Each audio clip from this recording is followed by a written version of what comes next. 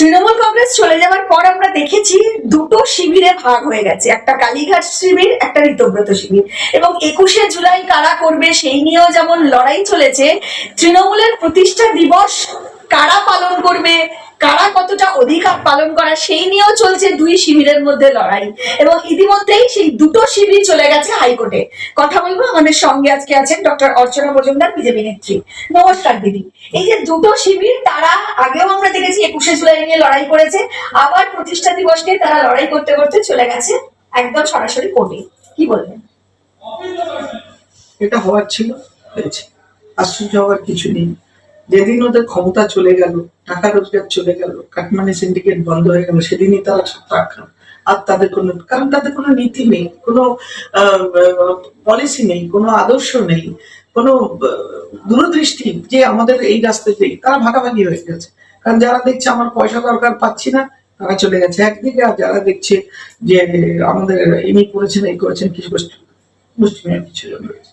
এইবার আপনি তৃণমূলের কি জন্মদিনের কথা বললেন, মানে প্রতিষ্ঠা দিবস। প্রতিষ্ঠা দিবস কোন প্রতিষ্ঠা দিবস? এটা কি মমতা বন্দ্যোপাধ্যায় তৈরি করা সেটা, নাকি ঋতব্রত বন্দ্যোপাধ্যায় যে দল তৈরি করছেন সেটা? কোনটার প্রতিষ্ঠা দিবস? অবশ্যই মানে আদি তৃণমূলী, যেটা মানে কালীঘাট পন্থী তৃণমূল, মানে যেটা মমতা বন্দ্যোপাধ্যায় করেছিল। এবার দেখুন, একটা দলের নিয়ম মতো যদি আপনি মনে করেন তার অধিকার কার হাতে, টাকা তুমি কার, যার পকেটে তার, এমএলএ কার, যেই দলে সে। এখন আমাদের গণতন্ত্রে এরকম কোনো নিয়ম নেই, কোনো ইলেক্টেড এমএলএ সে যদি একটা পন্থায় বা একটা দলে গ্রুপে বিশ্বাস করে, তাকে সেও বলছে আমি তৃণমূল। এবার যদি তারা সৎসাহস থাকে, তারা কোর্টে গিয়ে চ্যালেঞ্জ করে প্রমাণ করে আনবে যে আমি তৃণমূল আর আমি অন্য তৃণমূল। সেটা তারা করছেন না। তারা নিজেরা নিজেদের ক্ষমতা এবং অধিকার দেখাচ্ছে। সেই জায়গায় দাঁড়িয়ে আজকে কোর্টে গেছে, কোর্ট নিশ্চয়ই ইয়ে করে দেবেন। তবে আমার মনে হয় এসব করে, নাটক করে, লোক হাসিয়ে যে জিনিসগুলো করছেন, তারা মানুষের চোখে আপনারা আরো নিচে নামছেন। আপনাদের লোকে তো এমনিতেই গালমন্দ করে, এমনিতেই আপনাদের সুনাম বাজারে প্রচন্ড। আপনারা 235টা না 212টা 213টা এমএলএ থেকে আপনারা এবার এসে 80তে ঠেকেছেন, শুধু আপনাদের কর্মকাণ্ডের জন্য, শুধু আপনাদের চুরি ডাকাতি, জোর চুরি এবং ন্যায্য মানুষের অধিকার ছিনিয়ে নেওয়ার জন্য, মহিলাদের উপর অত্যাচারের জন্য। সেই জায়গা দাঁড়িয়ে একটু নিজেদের সংশোধন করা দরকার। সেগুলো না করে খালি কে কার খাবো, কে কার নেবো, কে কিভাবে দখলদারি করবো, এই জায়গায় চলে না। আর ঋতব্রত, তার তো কি দোষ? আমি তো বলবো ও দেখেছে, ঝোঁক বুঝে কোপ মেরেছে।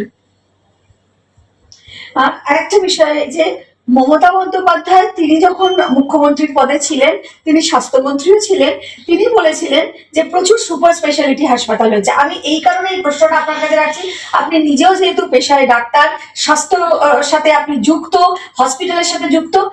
প্রচুর উন্নয়ন হয়েছে 15 বছরের, সুপার স্পেশালিটি হাসপাতাল, পরিকাঠামো ঠিক করা এবং উন্নত মেশিনারি, অনেক কিছু তিনি বলতেন।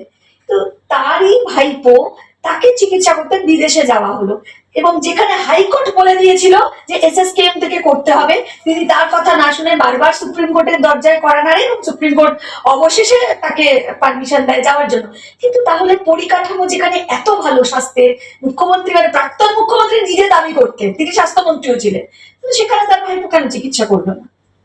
ভালো পরিকাঠামো বাংলার মানুষদের জন্য, ভালো পরিকাঠামো বাংলায় যে হতভাগারা জন্মায়, যাদের যেখানে কুকুরের ডায়ালিসিস হয়, যেখানে ডাক্তার ন্যায্য কথা বললে তাকে কলকাতা থেকে কোচবিহারে ট্রান্সফার হয়, বা পয়সা দিলে সে নর্থ বেঙ্গল লবি আরেক জায়গায় নিয়ে যাওয়া হতো।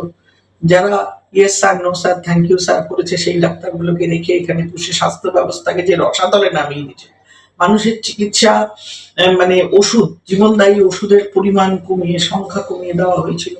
আপনারা বারবার দেখেছেন, নানা হাসপাতালে চুরি ডাকাতি থেকে শুরু করে, এক্সপায়ারি স্টেইন বসানো থেকে শুরু করে বড় বড় হাসপাতালে যাওয়া হয়েছিল।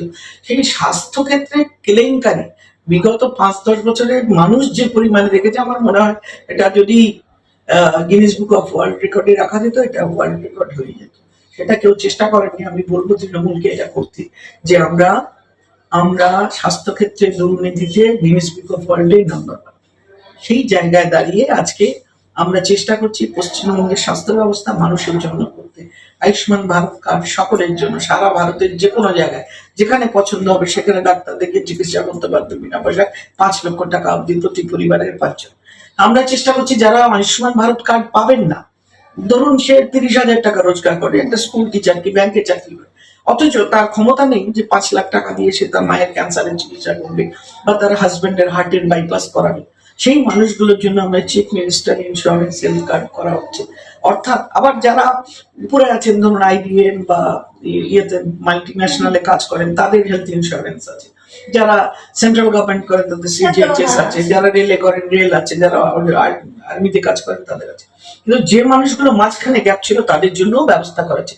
অর্থাৎ হেলথ ফর অল, যে আমাদের প্রধানমন্ত্রীর ডাকটা আছে, চিকিৎসা সবার জন্য, সবাই সমান অধিকার পাবে। প্রত্যেকে যে কোনো হাসপাতালে যে কোনো সময় যে কোনো জায়গায় গিয়ে তার 5 লক্ষ টাকা পর্যন্ত অধিক পাবেন প্রতি বছর। সেই জায়গায় আমরা যে ঘোরানোর চেষ্টা করছি, হেলথের জঞ্জাল সাফ করা হচ্ছে, যে পরিমাণে transfer policy, education system, student ভর্তি করার থেকে শুরু করে পাস করানো, ফেল করানো, এই ক্ষেত্রে ফেরানো যাবে না। যদি বেড পাওয়া না যায় তাহলে ওই পেশেন্টকে প্রাইভেট হাসপাতালে নিয়ে গিয়ে চিকিৎসা করাতে হবে, এবং পুরোটাই বিনামূল্যে, মানে যেরকম সরকারি হাসপাতালে যে পরিষেবাটা পাওয়া যায়, এই ধরনের একটা তিনি ঘোষণা করেছেন। এটা কি ইমপ্লিমেন্টেশন শুরু হয়ে গেছে, মানে এই প্রসেসটা কি? এই জিনিসটাকে একটু ঘুরিয়ে চিন্তা করুন। আমরা বলছি ধরুন যে মানুষটা একদম গরিব, কিচ্ছু নেই, সে যদি ভারতীয় হয় তার আয়ুষ্মান ভারত কার্ড থাকবে, কারণ তার ভোটার কার্ড আধার কার্ড আছে, সে আয়ুষ্মান অনলাইনে পেয়ে যাবে আয়ুষ্মান ভারত কার্ড। তারপরের ক্যাটাগরি যারা আয়ুষ্মানের কোয়ালিটিতে আসছে না, তাদের রোজগার একটু বেশি বা ওই ক্রাইটেরিয়া আছে, তাদের জন্য চিফ মিনিস্টার ইন্স্যুরেন্স কার্ড আছে, তারা সেটা পাবে। বাকি যারা অন্যান্য জায়গায় ইন্স্যুরেন্স করা, বিমা করা, সেন্ট্রাল গভর্নমেন্টের বা রেলের, আমি যেগুলো বলছিলাম একটু আগে, সেগুলো পাবে। অর্থাৎ প্রতিটা মানুষ কোনো না কোনো জায়গায় কভারেজে আসছে। সুতরাং তার তো প্রাইভেট হাসপাতালে যেতে অসুবিধা নেই, সে তো 5 লাখ টাকা অব্দি চিকিৎসা সে হাসপাতালে পেয়ে যাচ্ছে। সুতরাং তারপরে যদি দরকার হয় তখন সে ঊর্ধ্বতন কর্তৃপক্ষ, হাসপাতাল কর্তৃপক্ষ এবং তাদের যে ডেস্ক আছে, প্রাইম মিনিস্টার রিলিফ ফান্ড, অমুক ফান্ড তমুক ফান্ড থেকে ক্যান্সারের চিকিৎসা হয়, এবং হয়, আমার রাজ্যে হয়। আমি CNCI বা আপনি ঠাকুরপুকুর বা যে কোনো হাসপাতালে আমরা পাঠাই, পেশেন্টের যখন ক্ষমতা থাকে না তখন তাদের কনসিডার করে চিকিৎসা হয়, প্রচুর মানুষ এই বেনিফিট পাচ্ছে। সুতরাং এই জায়গায় দাঁড়িয়ে যে স্বাস্থ্য সবার জন্য, চিকিৎসা সবার, এবং এই যে স্বাস্থ্যমন্ত্রী করছেন পদক্ষেপ, এটা শুধু কথার কথা নয়, এটা বাস্তব। তবে ইমপ্লিমেন্ট করতে আমাদের ধকল, মানে হঠাৎ এসব শুনে মনে হবে কি বলছে, কোনো ইয়ে নেই, এটা বাস্তব। এটাকে আস্তে আস্তে আমাদের ধাঁচে নিতে হবে, আমাদের জিনিসটাকে সবার মধ্যে একটু সময় নেবে, কিন্তু সবার জন্য। এবং এবারে বাজেটে যেভাবে হাসপাতালের খাদ্যের যে কোয়ালিটি এবং এটা প্রাইসটাও বাড়িয়ে দেওয়া, বাজেটটাও বাড়িয়ে দেওয়া হলো, এই বিষয়টাকে কিভাবে দেখছেন? নিশ্চয়ই এটা তো প্রয়োজন, একটা স্ট্যান্ডার্ড থাকতে হবে। ধরুন একটা এইমসে যে রুটিনে এত গ্রাম প্রোটিন, এতটা ডাল, এতটা এই পরিমাণে দেওয়া হয়, আমাদের সরকারি হাসপাতালে বাস্তবে 1 পিস মাছ, সে যে কি মাছ, ব্লেডের মতো আর টলটলে ঝোল, আর তার সঙ্গে ডালটা তো ডাল মাইক্রোস্কোপে, এখন সেগুলো রিভিউ হচ্ছে, কমিটি তৈরি হচ্ছে, চেঞ্জ হচ্ছে, এবং হাসপাতালে quality food for patient, which is very important for patient। মানুষ ওষুধে যতটা না ভালো হবে তার ততখানি পুষ্টি এবং ডেইলি রিকোয়ারমেন্ট, ডায়েটিশিয়ান যে ডায়েট দেবে সেই ডায়েটে খাবার, সেটা অত্যন্ত জরুরি, এবং সরকার তার জন্য মানবিকভাবে বরাদ্দ বাড়িয়ে সেই কোয়ালিটিটা মেনটেন করার চেষ্টা করছে। উই ওয়েলকাম দ্যাট, প্রত্যেকটা মানুষ সেটাকে স্বাগত জানাচ্ছে। হাসপাতালের পেশেন্টরা বলছে যে হ্যাঁ, এখন আমরা কিছু মাছ পাই, ভালো খাবার পাচ্ছি, কলা, আমুল বাটার, তার সঙ্গে রুটি, পাউরুটি দিয়ে দুবেলা করে ফল দেওয়া হচ্ছে। আপনারা, আমি সকলকে বলবো যারা নিন্দুক বা যারা ক্রিটিসাইজ করেন, please go to the hospital, যে কোনো একটা খাবারের সময় দাঁড়িয়ে থেকে দেখুন কি দিচ্ছে, কেন দিচ্ছে। 100 দিনের সরকার হলো, মানে 100 দিন পূর্ণ হলো, কি বলবেন একদম দর্শকদের উদ্দেশ্যে বা পশ্চিমবাংলার মানুষের উদ্দেশ্যে 100 দিনের সরকারের পারফরমেন্স? কোনো বড় কাজ করতে গেলে নিন্দা ছাড়া হয় না। যখন কোনো কাজে নিন্দা হয়, বুঝবেন কাজটা আপনি করছেন এবং আপনি আপনার জায়গায় ঠিক আছে, তা নইলে নিন্দা করবেই। আর বিশেষ করে পলিটিক্যাল পার্টি যারা এতদিনের ক্ষমতা চলে গেছে, এতদিনের রোজগার বন্ধ হয়ে গেছে, এতদিনের দুর্নীতি বন্ধ হয়ে গেছে, তারা তো উল্টো পাল্টা বলবে, লিখবে, এতে কিছু যায় আসে না, মানুষ খুশি হলেই হলো। আমি দেখবো সবাইকে একসঙ্গে, one cannot please everyone at a time।